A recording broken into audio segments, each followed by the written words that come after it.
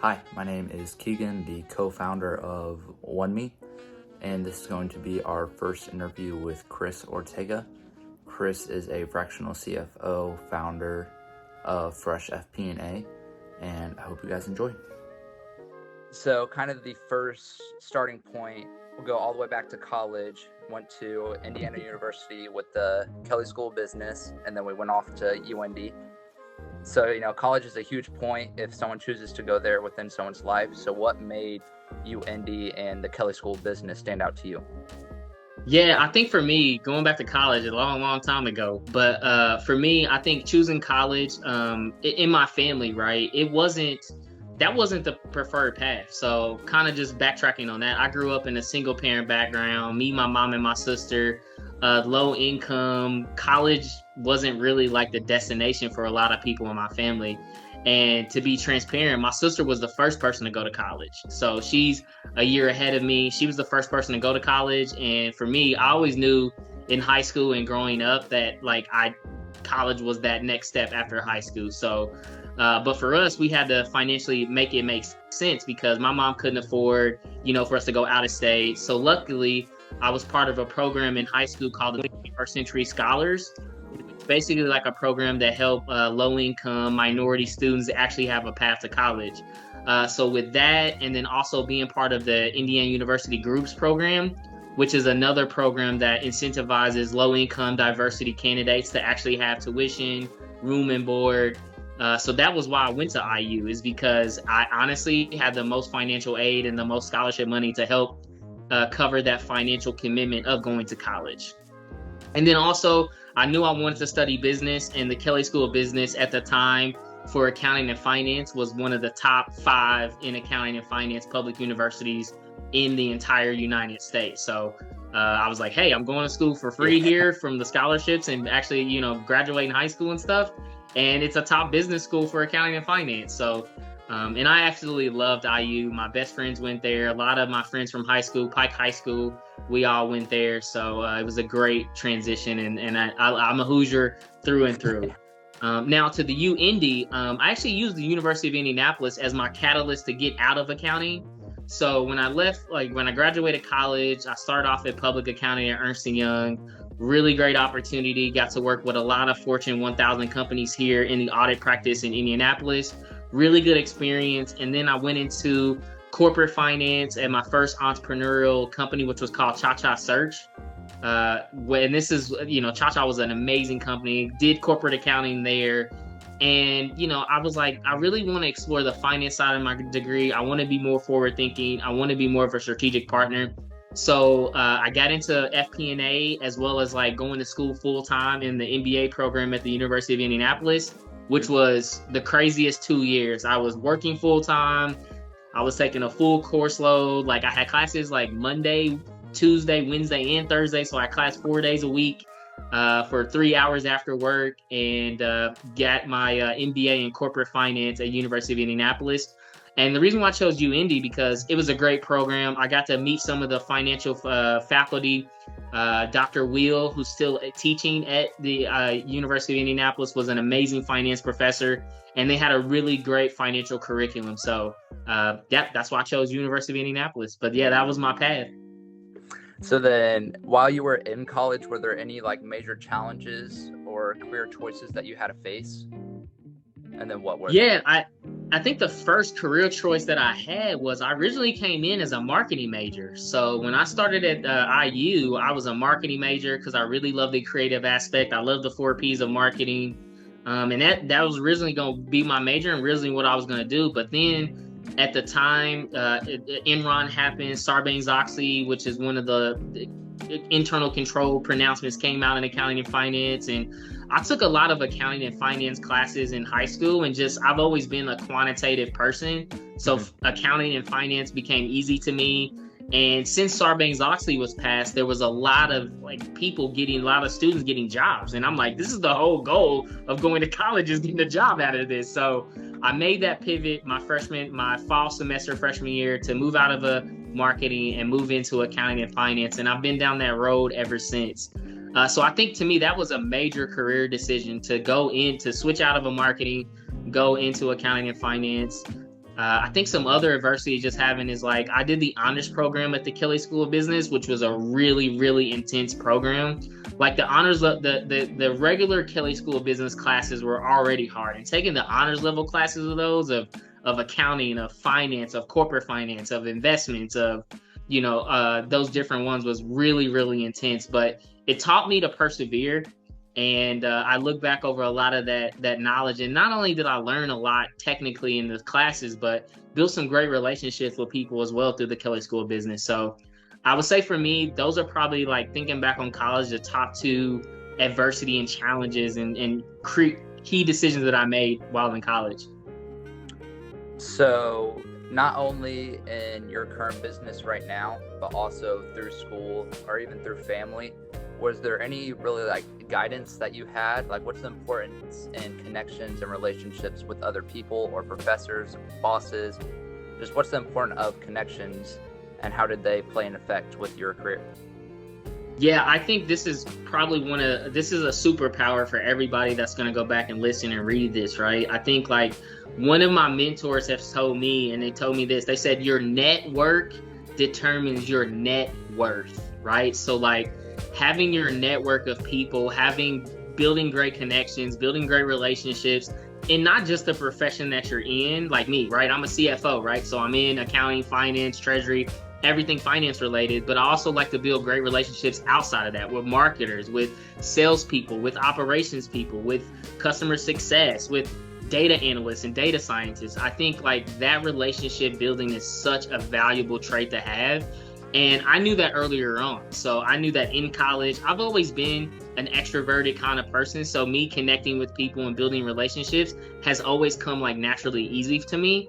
But I think, like, the more relationships you can develop, the more you can network. You never know when you meet somebody how they could know you and think about something later on and be like, hey, I know Chris Ortega. He's a great CFO. Like, go talk to him about his business. I can't tell you how many times that has happened where people have found me because of a contact that I had, or a meeting that I took, or a webinar that I did, or a public speaking, a presentation they were a part of. So networking, I think that mentor said it to me, and that'd be my advice to share with everybody else. Your network determines your net worth. So build as many relationships as you can as possible, inside and outside of your profession. So, thank you. That was really good. And then, so coming out of college, right, on LinkedIn, we have a huge track record with the Ernst & Young, Cha-Cha, correct me if I'm pronouncing these wrong, Covent, WebLink International, Emercies, Unsupervised, and now going on to Fresh FP&A, my bad. You've acquired a lot of skill sets that you've built up. What are the importance of getting that kind of real world experience and knowledge? And then how can you compound those skills and translate into your own business? I think the number one thing is, like, for those college students or people, coming out of the MBA program, is like, college is a good baseline. But if I'm being honest, 90% of everything I learned in my college and MBA program, it's like college and the MBA program and a lot of these certificate exams are like a cost to entry, right? Like, imagine you going to like a Pacers or Colts game, right? And you need that ticket to get in the stadium. That's what I think a lot of those educations are, right? Like, most of what you're going to learn when you get outside of college is all about the experiences that you gain, right? And honestly, like, nobody at this stage of my career, as I've gone through accounting, finance, FP&A, and all the way to the top of financial leadership, nobody has ever asked me about my college degree or like what I learned in college or what my MBA taught me. You get to a point in your career where it's all about experience. Like, what have you done? Like, what problem have you solved? What solution have you implemented? What failure have you had? What mistake did you make? What collaboration effort did you do? So I think the more that people can translate that theory to actually application is hugely important. And that's why I was like doing my MBA full time and working in the same profession full time, right? Because like I'm getting the theory, I'm getting the knowledge, and now I can turn that into application in the job that I was doing. So I think that's hugely valuable as you're thinking about progressing throughout your career. If I was to give kind of like over my going in 18 years in accounting, finance, FP&A, and financial leadership, I would say like three things are the top. The first one, always be curious. No matter what role that you're in, whether you're in marketing, whether you're in sales, whether you're in operations, whether you're in data scientist, you're engineer, no matter the position, always be curious. Like, ask that why question. Like, why is business this way? Why is my role like this? Why uncover so much more knowledge and insights and give you those experiences that you need? The second thing is throughout my career, I would say, like, part of what we just talked about before, building great relationships, right? Meet as many people, network as possible, right? Some people may be like, Chris, how do you keep up with all those like connections and network? It's a you have to foster them, right? That would be the second. And I think the third nugget that I would give throughout my career is get outside your comfort zone, right? Like take that, find opportunities, find projects, find people, find opportunities inside your role or outside your role where you're pushing your comfort zone. I think to me, specifically speaking for accounting and finance, a lot of professionals, they find themselves in this box and they're like, I got so comfortable of doing what I've been doing and I don't want to get out of it.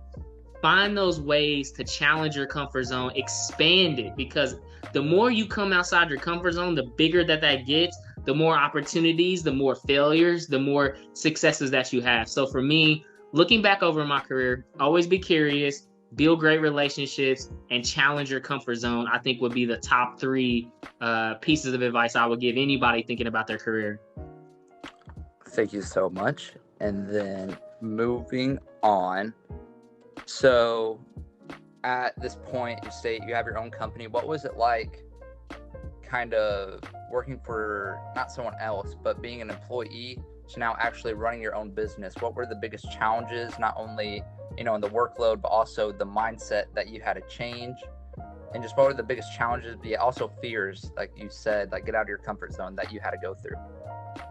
Yeah, I think one of the things throughout my career is like I've always had the opportunity to work with a lot of CEOs, founders, and entrepreneurs, right? Coming from the high growth, like software as a service, technology, high growth space, I'm always working with like CFOs or founders or board members, and we always have this constant pace. So for me, it was not really different in terms of environment, but one of the biggest challenges is when you're going into your own business, like you're wearing all the hats, right? Like you're going to be the CEO, you're going to be the marketer, you're going to be the operations person, you're going to be the lawyer, you're going to be like the contract person. And for me, I've always thrived in that, right? I never wanted to be a jack of all trades where it's like, oh, Chris, if you want to know these three things, like Chris is the person to go to. I like to be diversified in my knowledge. But that could be a challenge to some people. Is like, you're going to be the end all be all. I think the second thing is the challenge as well too, is thinking about scale, right? Like you only have so much time in the day, right? There's only so much you're going to work, and your workload is going to increase versus like having a full-time job. It's going to be more, but you got to think about like where you're spending your time, energy, effort, and resources, and how can you scale that by bringing on partners, right? So I think a lot of entrepreneurs fail because they carry everything, like they do everything versus like having that ability to delegate and bring on people and bring on partners that have the expertise that you can need. So that's another challenge. I think the third challenge that I faced as well too is like, and this is probably more personally to me, I'm my worst critic. Like I'm always going to be the worst on myself. I'm always going to be like, Chris, you need to be doing better. You need to be pushing harder. You need to be doing this. You need to be doing that. But you spiral into that phase where you're constantly pushing and continuously wanting to improve, that you don't realize the journey and the gratitude and thankfulness of how far you've come. So I think a lot of entrepreneurs, they get so caught up in their business and being better and doing more and making a better impact.